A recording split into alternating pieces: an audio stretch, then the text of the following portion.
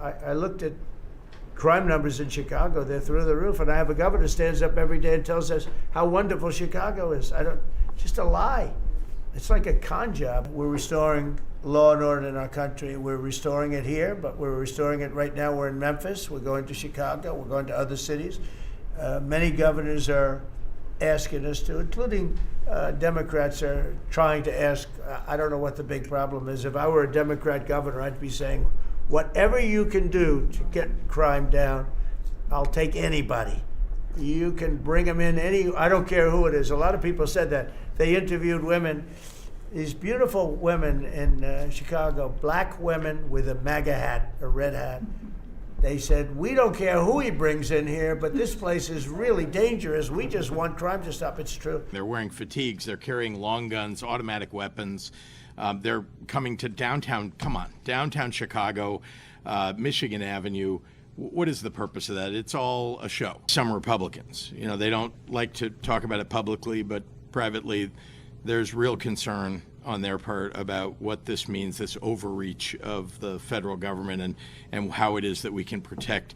Because remember, even in Republican districts, these ICE and CBP agents are disrupting things and causing real havoc.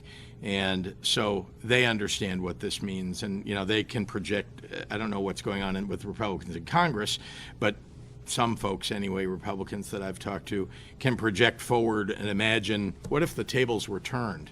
How would it be that Republicans would react? But here in Washington, we've deployed federal law enforcement and National Guard to restore public safety, and we're working to replicate that in numerous places all over the country.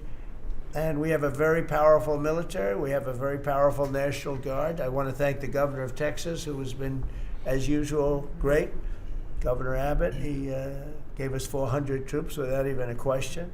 And we have other governors likewise doing what has to be done, because they know we have to confront crime. We're directly confronting the sinister threat of left-wing domestic terrorism and violence, including the terrorist group Antifa. I want to emphasize peaceful. That's what they're doing. That's what they're intending to do.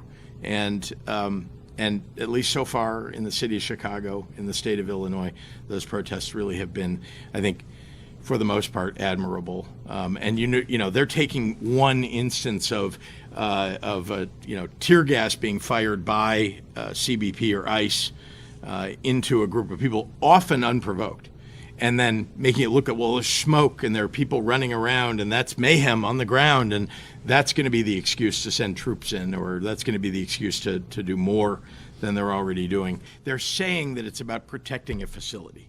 They're saying that it's about protecting ICE officers and agents. When the president repeatedly, you've said it, and I'm not at all surprised, but even after all the claims that this was about protecting facilities and people, because he started with he wants to deploy people because of crime, which is ludicrous, right? We're not even in the top 25 cities for violent crime. So he chooses Chicago first? What I'm also doing, sir, is, and with your authority, is we're purchasing more buildings in Chicago to operate out of. We're going to not back off. In fact, we're doubling down, and we're going to be in more parts of Chicago in response to the people there. And then I was there a few days ago and looked at some facilities that we can deploy more law enforcement out of, because what they're trying to do with these riots and violence is distract us and keep us from going after those murderers and rapists that are out on the streets.